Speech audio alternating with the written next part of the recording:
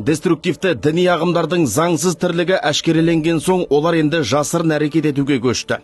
Бұрын тақия киюді құптамайтындар қазір тақия киіп тақия жасап жүр.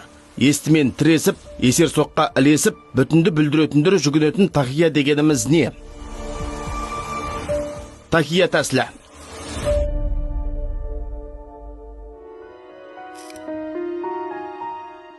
Тақия діни термин. Бүркеу, тығылу деген мағынаны білдіреді. Елімізде жатағымен күрес күшейгелі адасқандар арамзалығын ашық насихаттай алмайды. Салдарынан жатағым жасақтары қоғамнан шынайы бет бейнесі мен мақсат мүддесін жасыратын болды. Көзбояушылық жасап, көпке жағымды позицияны ұстанадымыз.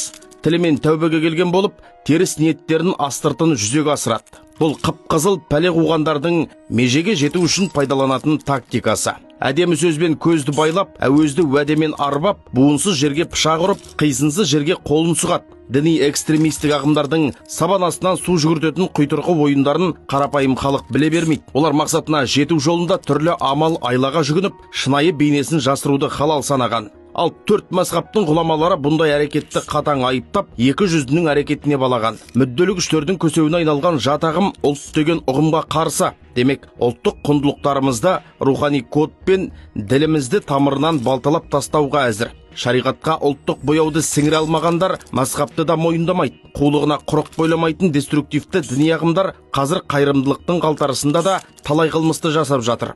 Шынайы мұсылман, адал адам көрінгісі келетіндер шынтуайтында қуыс кеуде. Тек тақияның тасасынан туған еліне, отанына тас лақтыратын 200 сатқындар. Бір сөзбен тақия жатағым өкілдерінің өздері үшін қолайлы уақыт туғанша тыныш өмір сүру тәсілі. Өйткені олар қазір шын бет бейнесін көрсетер болса, заң алдында жазаланатынын білет. Сондықтан әзірге сырт көзден тазалана тұруды жөн санайды. Ал біздің міндетіміз оларды тани білу. Сол арқылы залалды ағымның зиянынан сақтанамыз. Қоғамды адасудың жолынан сақтандырамыз. Мұндай 200-ді тактиканы дергесінде танып, діни сауат пен сергектік арқылы оған тосқауыл қою басты талап.